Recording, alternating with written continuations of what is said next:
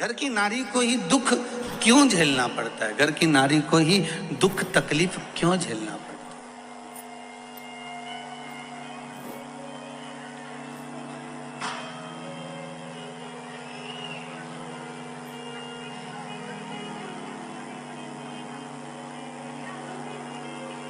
क्यों?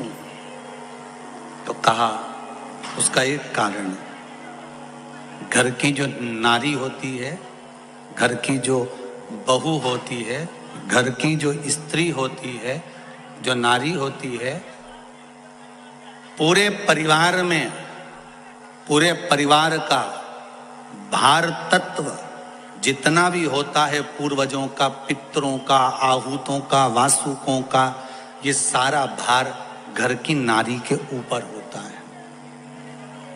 रोटी बनाकर कौन देती है? जम के बोलिए, घर की नारी।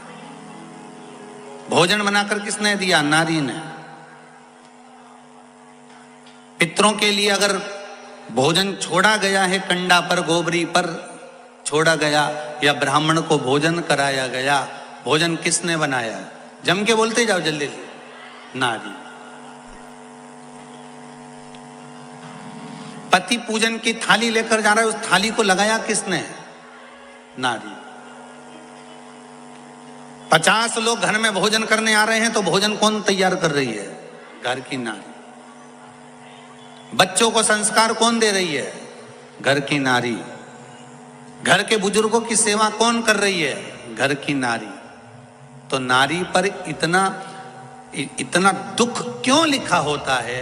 तो शिव महापुराण में भगवान देव अधिदेव महादेव कह रहे हैं, सुनो वृंदा, बड़ा ध्यान लगाकर सुनना कि घर की नारी को ही दुख क्यों झेलना पड़ता है, सारी तकलीफें नारी के हिस्से में क्यों आती है, क्या कारण? अगर घर में विवाद हुआ तो ताने किसको सहना पड़ते हैं? बोलते जाओ जरा, घर की नारी। अब उसमें हम ये नहीं कर रहे हैं कि बहू को, कि सास को। नारी संबोधन में बेटी भी आ गई, नारी संबोधन में कन्या भी आ गई, नारी संबोधन में बहू भी आ गई, नारी संबोधन में सास भी आ गई, नारी संबोधन में पूरे विश्व की जो माताएं हैं, चाहे वो जगत जननी पार्वती हो, चाहे जगत जननी मां लक्ष्मी हो, चाहे जगत जननी माता आ जाती है, सबकी सब उसमें आ जाती है।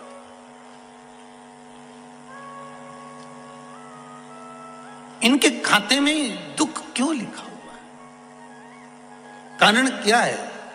शिव महापुराण की कथा कर रही है। वृंदा ने कह दिया, देवाधिदेव महादेव, आप वैष्णव होकर एक वैष्णव को समझा रहे हो, आप इतने बड़े ज्ञानी होकर मुझको समझा रहे हो, और जानते हो आप मुझे समझा रहे हो कि मेरे ऊपर दुख का पहाड़ टूट पड़ा है, और मैं पूछ रही हूं कि नारी को इतना दुख क्यों होता है? क्यों? आपकी धर्म पत्नी माता पार्वती तो कैलाश पर निवास कर रही हैं, वो तो सुखी है, उनको दुख क्या, उनको तकलीफ क्या, उनको कष्ट क्या?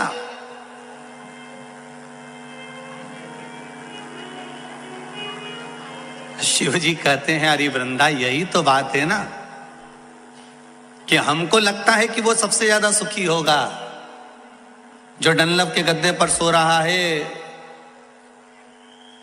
जो खूब सारा आनंद का सुख भोग रहा है, जिसके पास में डनलप का गद्दा है, खूब सारे उसके पास में हीरे के सेट हैं, सुंदर सोने के सेट हैं। फिर वही वाली बात आ गई, सोफा सेट है, सोने का सेट है, हीरे का सेट है, बस आदमी अब सेट है। सेट तो बहुत सारे हैं।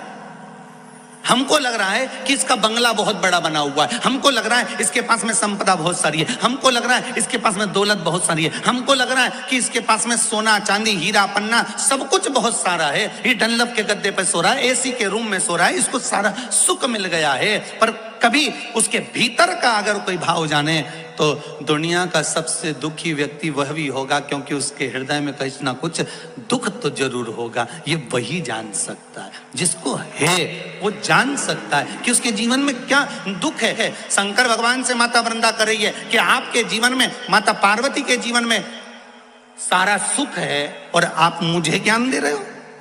कि नारी के जीवन में दुख तकलीफ क्यों, उसका उत्तर दे रहे हो कि प्रत्येक नारी के जीवन में दुख है। तो पार्वती के जीवन में कौन सा दुख है? माता पार्वती तो अलमस्त आनंद में रहने वाली, उनको किसी चीज की कमी नहीं है। तो पार्वती माता के जीवन में क्या दुख है? शंकर भगवान कहते हैं पार्वती के जीवन में क्या दुख है? शिव जी कहते हैं मैं एक मुख से उसका वर्णन नहीं करूंगा। नारी के दुख बताने के लिए शंकर जी उसी समय पर अपने 5 मुख रख लिए। आरती में लिखा है एका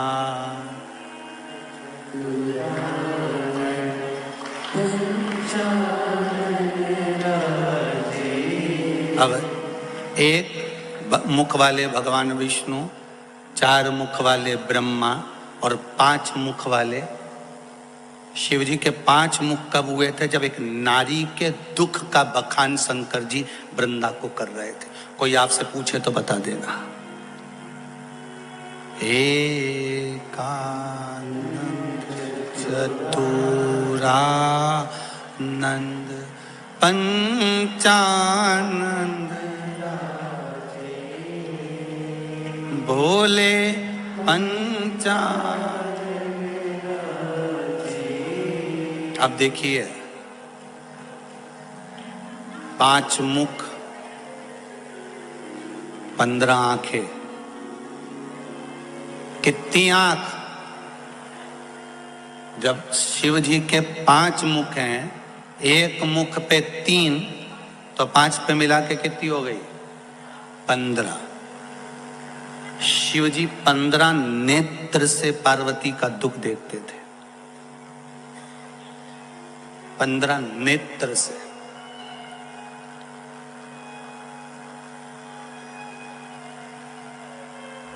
और बखानने के लिए, उस दुख का वर्णन करने के लिए शिव जी ने कितने मुख ले लिए थे? जम के बोलो जरा।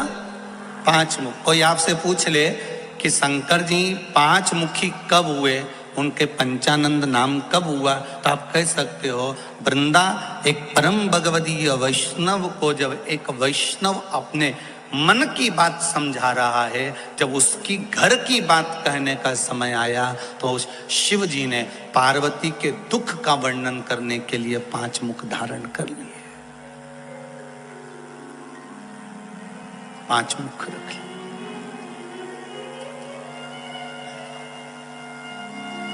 शिव जी कह रहे हैं सुनो वृंदा, 5 मुख से 5 दुख शंकर भगवान वृंदा के सामने पार्वती, क्योंकि वृंदा ने शब्द ऐसा कह दिया था कि आप मुझे समझा रहे हो पार्वती को दुख क्या है, पार्वती को तकलीफ क्या है, पार्वती को कष्ट क्या है। तो पहला दुख कह दिया था अरे ओ वृंदा, पार्वती को दुख इस बात का है कि उसके 13 बच्चे हुए पर उसके गर्भ से एक भी नहीं हुआ। यह जीवन का सबसे बड़ा दुख है। कितने बच्चे हैं शंकर भगवान के? 13।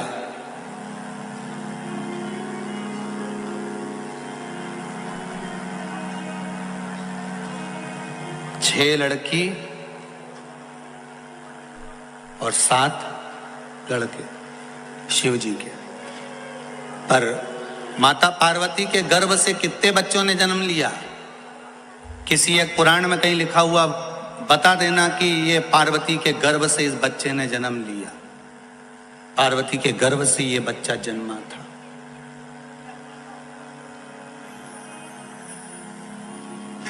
किसी एक पुराण में कहीं लिखा हो कि यह पार्वती जी के गर्भ से जन्मा है। नहीं। 6 पुत्र षडानंद कार्तिकेय का जन्म हुआ तो गंगा जी के जल से हुआ। 5 लड़कियों का जन्म हुआ तो गंगा जी के जल से हुआ। एक बेटी अशोक सुंदरी का जन्म हुआ तो अशोक के वृक्ष से हुआ। गणेश जी का जन्म हुआ तो पार्वती के तन के उपटन से हुआ।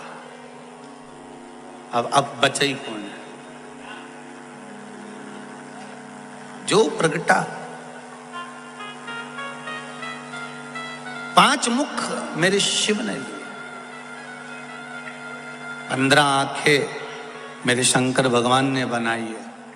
इसलिए ये 5 मुख से वर्णन करते हुए शंकर जी कह रहे हैं कि दुख नारी का तुम करियो, पार्वती सुखी है।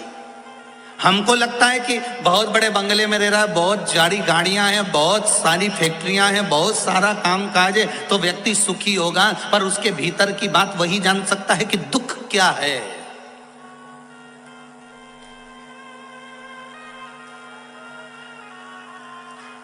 बहुत सुंदर प्रसंग है महाराज जी।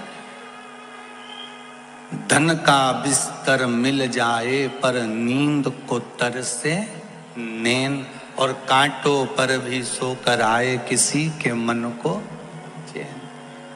बहुत पैसा होने के बाद भी लोगों को रात को नींद नहीं आती, गोली खाकर सोना पड़ता है। और बहुत गरीब बड़ा व्यक्ति, ठेला चलाने वाला, झाड़ू लगाने वाला, सफाई करने वाला, पोछा लगाने वाला, घर में चौकीदार, नौकर, सेवक, वो आराम से फटे हुए टाट पर, बोरे पर भी सोता है तो चकाचक सोता है, उसको नींद भी अच्छी आती है।